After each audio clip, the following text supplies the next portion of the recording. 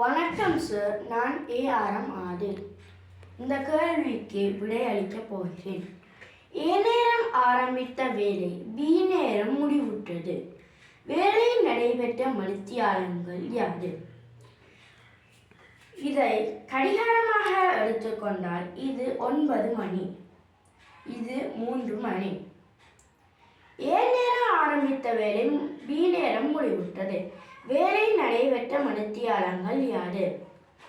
கடிகாரத்தை எடுத்துக்கொண்டால் இது 9 மணி.